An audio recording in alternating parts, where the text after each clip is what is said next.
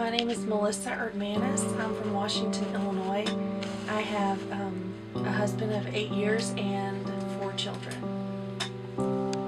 On November 17th, 2013, an EF4 tornado took our home.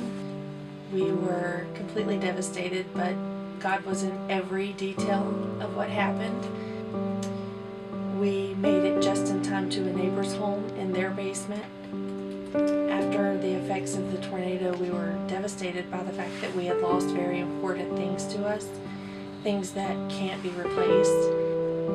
Fortunately, some of those things were found, and we're very grateful for that.